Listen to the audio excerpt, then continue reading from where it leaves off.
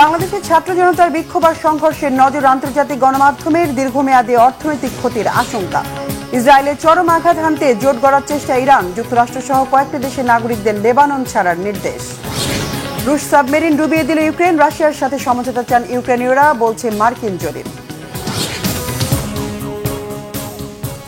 আসসালামু আলাইকুম, দেখছিলেন ওয়ার্ল্ড নিউজ হেডলাইন। রাজধানী ঢাকা সহ সারা দেশে ছাত্র জনতার বিক্ষোভ আর সরকার দলীয় ছাত্র সংগঠনের প্রতিরোধে ব্যাপক হতাহতের ঘটনা চোখ এড়ায়নি আন্তর্জাতিক গণমাধ্যমের। BBC, Reuters, AFP, Al Jazeera সহ প্রভাবশালী আন্তর্জাতিক সংবাদ মাধ্যমগুলোয় গুরুত্ব দিয়ে প্রকাশিত প্রতিবেদনে বলা হয়েছে, ১.৫ দশকের শাসন আমলে এবারই সবচেয়ে নজিরবিহীন বিক্ষোভের মুখোমুখি হয়েছেন বর্তমান প্রধানমন্ত্রী শেখ হাসিনা। হাফিজুল ইসলামের ডেস্ক রিপোর্টে বিস্তারিত। প্রতিবাদ, বিক্ষোভ আর সংঘাত সংঘর্ষে উত্তাল গোটা বাংলাদেশ। কোটা সংস্কারের দাবিতে শুরু হওয়া শিক্ষার্থীদের রক্তঝরা আন্দোলন মোড় নিয়েছে সরকার পতনের আন্দোলনে। ইন্টারনেট ব্ল্যাকআউট, গুলি চালানো, সেনা মোতায়েন ও কারফিউ সহ একের পর এক ঘটনায় থমথমে পরিস্থিতি। আন্তর্জাতিক বিভিন্ন গণমাধ্যমে গুরুত্ব সহকারে জায়গা পেয়েছে বাংলাদেশের খবর। প্রকাশিত সংবাদ বলছে, ১.৫ দশকের শাসনামলে এবারই সবচেয়ে নজিরবিহীন বিক্ষোভের মুখোমুখি হয়েছে ক্ষমতাসীনরা। সরকারের পদত্যাগের দাবির মধ্য দিয়ে বাংলাদেশে আবারও বিক্ষোভ ও সহিংসতা শুরু, এমন শিরোনামে প্রতিবেদন প্রকাশ করে প্রভাবশালী মার্কিন সংবাদ সংস্থা অ্যাসোসিয়েটেড প্রেস। প্রতিবেদনে বলা হয়, চলমান বৈষম্য বিরোধী বিক্ষোভ পরিস্থিতি সামাল দেয়া টানা চতুর্থবার ক্ষমতায় আসা প্রধানমন্ত্রীর জন্য একটি বড় চ্যালেঞ্জ হয়ে দাঁড়িয়েছে। প্রতিবাদী জনতার মিছিলে উত্তাল বাংলাদেশ, এমন শিরোনাম করেছে বিবিসি। প্রতিষ্ঠানটির ওয়েবসাইট বিবিসি নিউজে প্রকাশিত প্রতিবেদনে বলা হয়, দেশজুড়ে অসহযোগ আন্দোলনের পাশাপাশি প্রধানমন্ত্রী শেখ হাসিনাকে পদত্যাগ করার দাবি জানিয়েছে বৈষম্য বিরোধী শিক্ষার্থীরা। সাধারণ মানুষকে কর ও বিদ্যুৎ, গ্যাস ইত্যাদির বিল না দেওয়ার পাশাপাশি অফিস ও কলকারখানা বন্ধ রাখার আহ্বান জানিয়েছেন তারা। কোটা আন্দোলন নিয়ে শুরু থেকেই বিক্ষোভ, সংঘাত সংঘর্ষের খবর প্রকাশ করে আসছে কাতার ভিত্তিক সংবাদ মাধ্যম আল জাজিরা।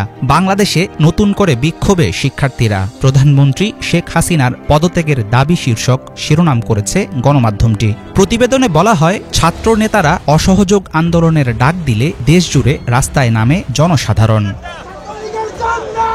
প্রধানমন্ত্রী শেখ হাসিনার পদত্যাগের দাবিতে বাংলাদেশে লক্ষ মানুষের বিক্ষোভ, এমন শিরোনামে সংবাদ প্রকাশ করেছে আরেক প্রভাবশালী গণমাধ্যম রয়টার্স। প্রতিবেদনে বলা হয়, বাংলাদেশের রাজধানী ও দেশের অন্যান্য অংশে সরকারকে পদত্যাগের আহ্বান জানায় হাজার হাজার বিক্ষোভকারী।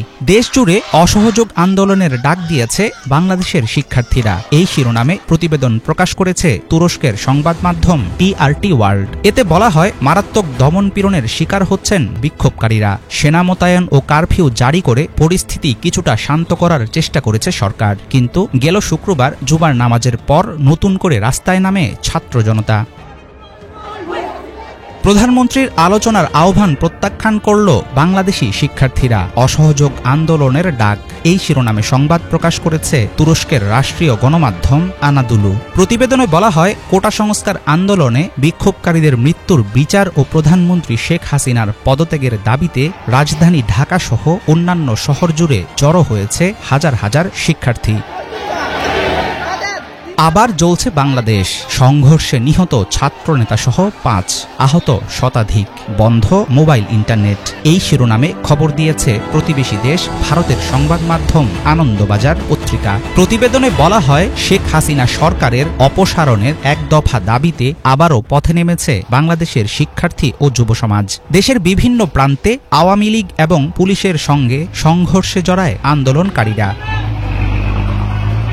সরকারি চাকরিতে কোটা সংস্কারের দাবিতে গড়ে ওঠা ছাত্র আন্দোলন শেষ পর্যন্ত গড়িয়েছে সরকার পদত্যাগের এক দফায়। মূল দাবি পূরণ হলেও রোববার থেকে সর্বাত্মক অসহযোগ আন্দোলনের ডাক দিয়েছে বৈষম্য বিরোধী ছাত্র আন্দোলন।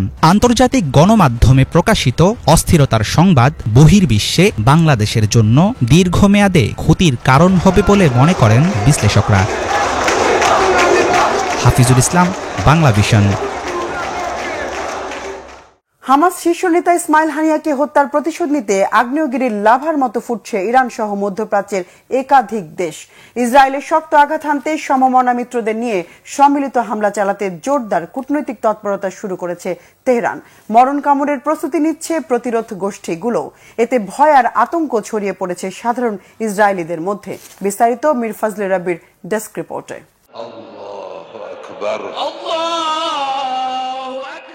হত্যার প্রতিশোধ নিতে মরিয়া হয়ে উঠেছে ইরান।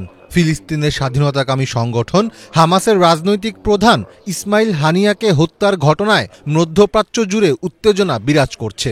হামলাকে জোরদার করতে মিত্রদের সাথে নিয়েই এবার একজোট হচ্ছে তেহরান সরকার। জানা গেছে এবার ইসরায়েলে সরাসরি হামলার প্রস্তুতি নিচ্ছে ইরান।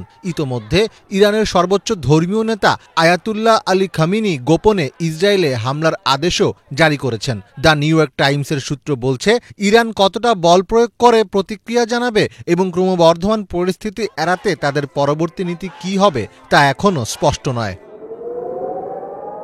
এর আগে গত এপ্রিলে ইসরায়েলে এক দফা হামলা চালিয়েছিল ইরান। অবশ্য ওই সময় ইরানের ৩০০টি ড্রোন ও ক্ষেপণাস্ত্রের ৯৯%ই আকাশে থাকা অবস্থায় যুক্তরাষ্ট্র, ইসরায়েল, জর্ডান ও যুক্তরাজ্য জোট ধ্বংস করতে সক্ষম হয়। তবে এবারে ইরান কিভাবে প্রতিশোধ নিতে চায় তা এই সংঘাতে পার্থক্য গড়ে দিতে পারে।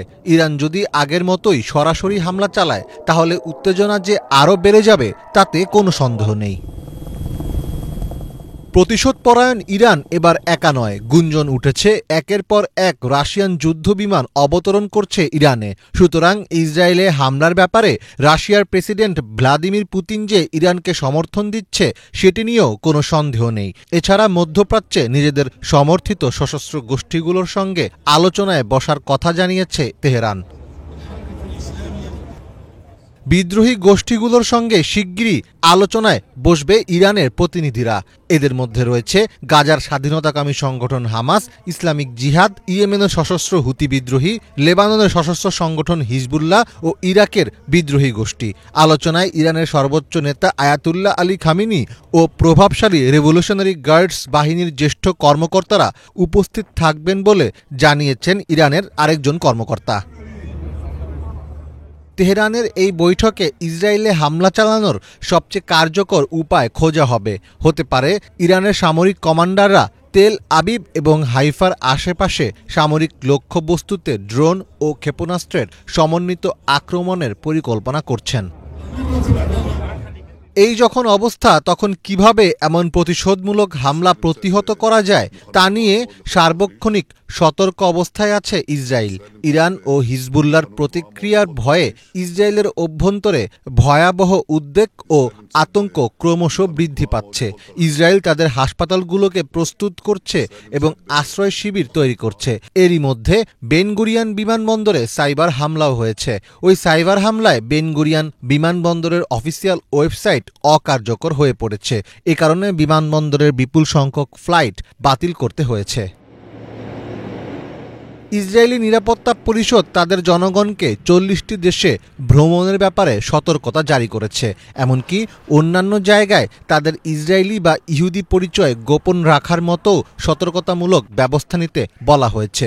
এমন উত্তেজনার মধ্যেই পেন্টাগন বলছে যুক্তরাষ্ট্রের সামরিক বাহিনী অতিরিক্ত জেট বিমান ও রণতরী মোতায়েন করেছে।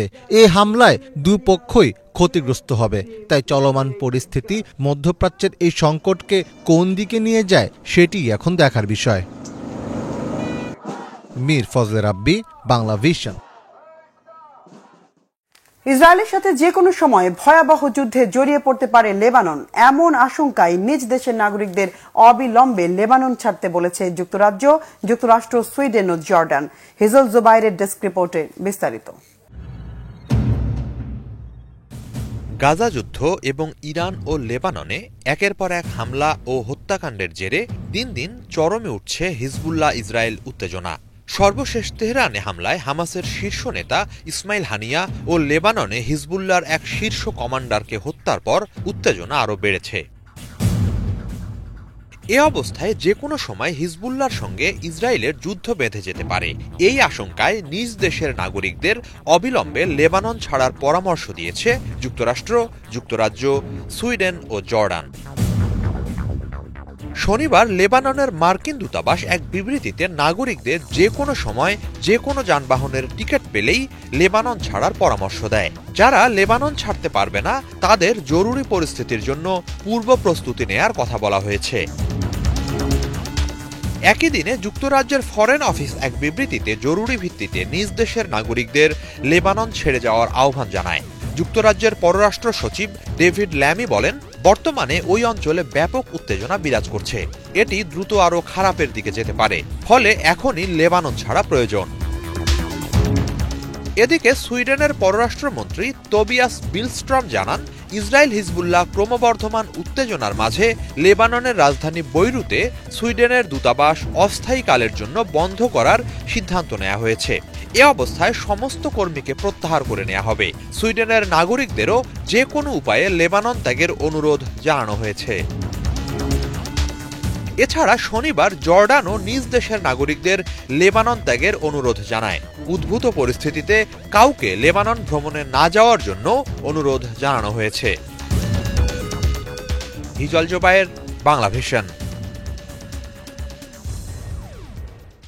গাজায় আবারও স্কুলে বোমা হামলা চালিয়ে শিশুসহ অন্তত 17 ফিলিস্তিনিকে হত্যা করেছে ইসরায়েলি বাহিনী। এ সময় আহত হয়েছেন আরও 60 জন। শনিবার ফিলিস্তিনি বার্তা সংস্থা ওয়াফার প্রতিবেদনে বলা হয়, উত্তর গাজার শেখ রেদন পাড়ায় হামামা স্কুলে বর্বর হামলা চালায় ইসরায়েলি সেনারা। ওই স্কুলটিতে গাজার বাস্তুচ্যুত ফিলিস্তিনিরা আশ্রয় নিয়েছিল। দখলদারদের হাতে সেন্ট্রাল গাজার দেইর আল বালা এবং আল আকসা শহীদ হাসপাতালে হত্যার শিকার হয়েছে আরও 6 ফিলিস্তিনি। আহত হয়েছেন অন্তত 18 জন। এদিকে ইরানে ইসরায়েলি হামলায় হানিয়ার মৃত্যুর পর দলটির রাজনৈতিক প্রধান নির্ধারণে তোড়জোড় শুরু হয়েছে হামাস নেতারা। অন্যদিকে ইরানের রেভলিউশনারি গার্ড জানিয়েছে, ইসমাইল হানিয়াকে স্বল্প পাল্লার মিসাইল ব্যবহার করে হত্যা করেছে ইসরায়েল। এর জন্য নেতানিয়াহু বাহিনীকে চড়া মূল্য দিতে হবে বলে আবারও হুঁশিয়ারি দিয়েছেন তারা। যুক্তরাষ্ট্রে আসন্ন নির্বাচন ঘিরে কমলা হ্যারিসের সাথে বিতর্কে অংশ নিতে সম্মতি দিয়েছেন ডোনাল্ড ট্রাম্প। শুক্রবার সামাজিক মাধ্যম ট্রুথ সোশ্যালে দেয়া পোস্টে ট্রাম্প এই তথ্য নিশ্চিত করেন। ট্রাম্প এবং কমলার মধ্যে সম্ভাব্য টেলিভিশন বিতর্কটি হবে আগামী 4 সেপ্টেম্বর। এর আগে ডেমোক্রেটিক পার্টির প্রেসিডেন্ট প্রার্থী কমলার সঙ্গে বিতর্কে অংশ নিতে অস্বীকৃতি জানিয়েছিলেন রিপাবলিকান পার্টি প্রার্থী ট্রাম্প। এদিকে মার্কিন প্রেসিডেন্ট নির্বাচনে ডেমোক্রেটিক পার্টির দলীয় প্রার্থিতা নিশ্চিত হয়েছে বলে দাবি করেছেন কমলা। প্রেসিডেন্ট প্রার্থী চূড়ান্ত করার লক্ষ্যে গত বৃহস্পতিবার থেকেই ইমেইলে ভোট গ্রহণ শুরু করে ডেমোক্রেটিক পার্টি। ডেমোক্রেটিক পার্টির দলীয় মনোনয়ন চূড়ান্ত হবে এ মাসের শেষে শিকাগোয় অনুষ্ঠিত দলের জাতীয় সম্মেলনে।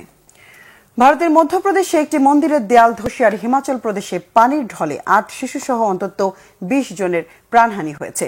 আহতদের ভর্তি করা হয়েছে স্থানীয় হাসপাতালে। মধ্যপ্রদেশের রিওয়া জেলার দেয়াল ধসে 4 শিশুর মৃত্যুর 24 ঘন্টার মধ্যেই সাগর জেলায় একই ঘটনায় প্রাণহানি হল। স্থানীয় সময় রবিবার সকালে সাগর জেলার হারদাউল বাবা মন্দিরে পূজা চলাকালে দেয়াল ধসে পড়ে। এতে পাশের রাস্তায় থাকা স্কুল ফেরত শিক্ষার্থীরা হতাহত হয়। হতাহত শিশু কিশোরদের বয়স 10 থেকে 15 বছরের মধ্যে। এই দুর্ঘটনার জেরে মন্দিরটি যেখানে অবস্থিত সেই ভবনের মালিককে গ্রেফতার করেছে পুলিশ। মুখ্যমন্ত্রী মোহন যাদব এই ঘটনায় দুঃখ প্রকাশ করে নিহতদের প্রত্যেকের জন্য 4 লাখ রুপি করে সহায়তা দেওয়ার ঘোষণা দিয়েছেন। কয়েকদিন ধরেই ব্যাপক বৃষ্টিতে বিপর্যস্ত মধ্যপ্রদেশের বিভিন্ন এলাকা।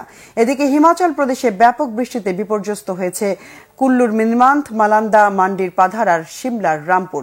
আরও 11 জনের মৃতদেহ পাওয়ায় 27 জুন থেকে ভারী বৃষ্টির কারণে বিভিন্ন দুর্ঘটনায় এ পর্যন্ত মৃতের সংখ্যা 79 জনে পৌঁছে গেছে। অন্তত 45 জন নিখোঁজ থাকায় দুর্যোগ ব্যবস্থাপনা কর্মীদের সাথে উদ্ধার তৎপরতায় যোগ দিয়েছে সেনাবাহিনীও। ক্রিমিয়ার সেভাস্তোপোল বন্দরে হামলা চালিয়ে রাশিয়ার সাবমেরিন ডুবিয়ে দেওয়ার দাবি করেছে ইউক্রেন।